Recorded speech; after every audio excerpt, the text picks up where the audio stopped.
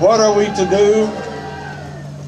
Well, to begin with, there is no we that I can confidently speak for.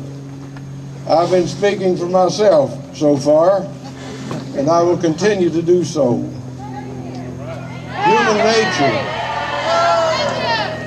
Human nature, which I fully share, tells me that in the face of great violence, it is easy to think of retaliatory violence. I reject that absolutely. I do not believe in violence as in any sense a solution to any problem. I am willing also to take the further step into Scripture and say that we should love our enemies, or at least act toward them as if we love them. The next temptation is to do as our enemies do, to say, if they do it, so must we. And I have in fact spent some time on the argument, which can be logically made, that Kentucky conservationists ought to start a fund drive and apply for grants in order to buy our fair share of state government.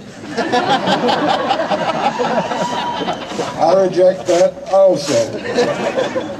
Even a good cause cannot justify dirty politics. But thinking of that argument, I convinced myself of a proposition that is more difficult. If current governmental practice affords no apparent recourse, but to become as corrupt as your opponents, you have got to become more radical.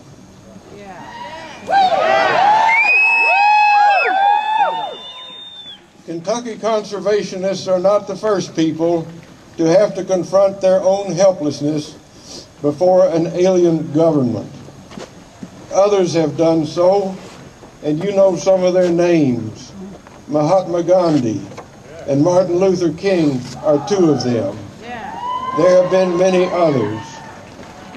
Their solution to the problem of powerlessness is to make of powerlessness a power.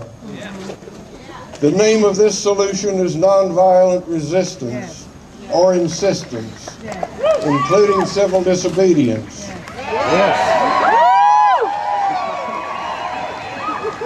If your government will not rise to the level of common decency, if it will not deal fairly, if it will not protect the land and the people, if it will not fully and openly debate the issues, then you have got to get in the government's way.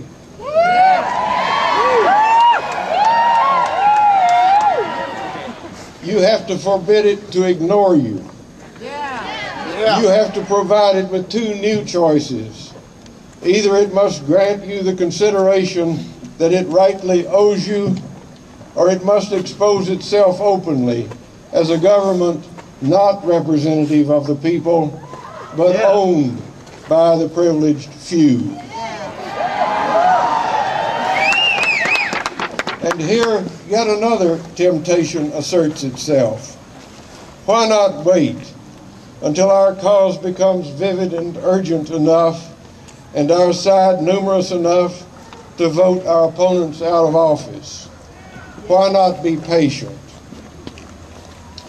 My own answer is that while we're being patient, more mountains, forests, and streams, more people's homes and lives will be destroyed in the Appalachian coal fields.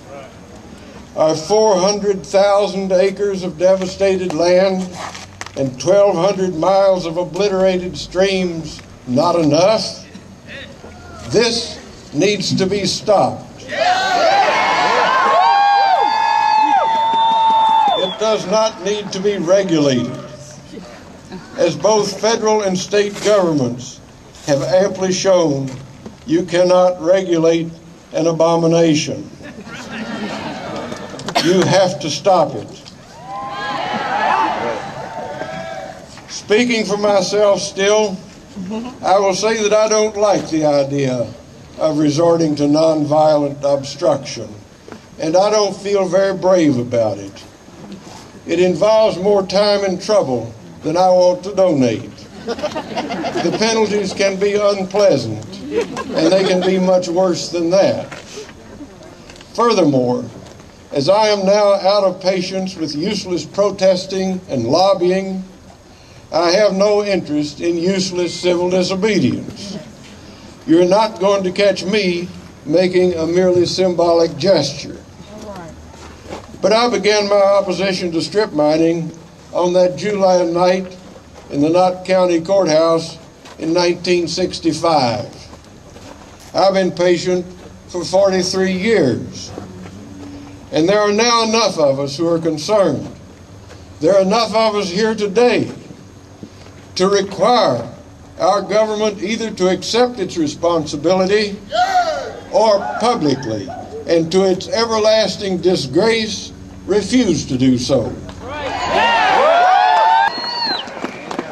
If this General Assembly and this administration give notice as usual that they are blind by policy to the ongoing destruction of the land and people they are sworn to protect, and if you, my friends, all other recourse having failed, are ready to stand in the way of this destruction until it is stopped, then I too am ready.